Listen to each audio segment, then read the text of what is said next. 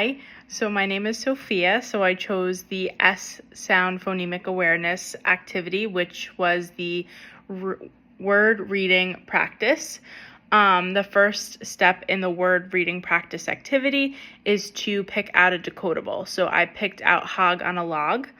I picked this decodable because it has CVC words in it, such as log, hog, dog, which does not sound the same, but is in relation to the text, and frog. And it also has trigraphs, which I learned more about this week in the textbook and the readings. So the trigraphs are reach and peach. I thought that was a great opportunity for students to kind of start to understand trigraphs as well. The second step in this activity is to scan the decodable.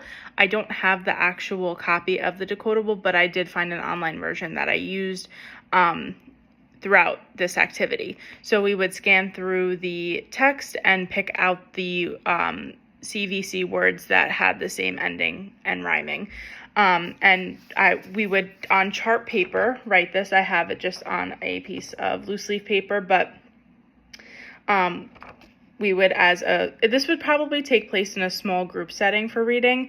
I feel like it provides students an opportunity to talk with their peers and to really see how students are understanding the phonics lesson that we are doing right now. So I wrote all the CVC words here. So we would talk about dog, log, frog, and fog, how they all sound the same, but what makes them different is that they have a different letter that starts them off. So as you can see here, I have highlighted the og sound that we will be talking more in depth about.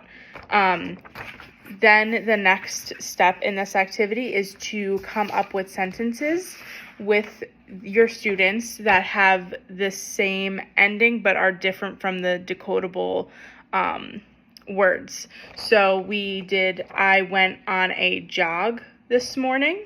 So we spoke about what a jog is, and then we underlined that og sound, and down here we did the sink has a clog. Similarly, we spoke about what a clog is, and then we were able to see the og sound being separated on both of these sentences. This just gives students a little bit more insight about the rhyming scheme that is happening with these words, and in relation to the decodable that has log, fog, frog, and dog. Then we would come up with sentences from the book using the rhyming words that are in the decodable. So here we have, I know it's backwards, I apologize. We have the hog and frog sat on a log. We underline the og sound and we circle or make a square around the CVC words. The log was in the water. We circled log, and then we made the og sound down here. And then the dog, frog, and hog sat on the log. And this has a bunch from the decodable, so we circled them and then discussed our sentence a little bit more. After all of that is complete, then students are going to read the decodable.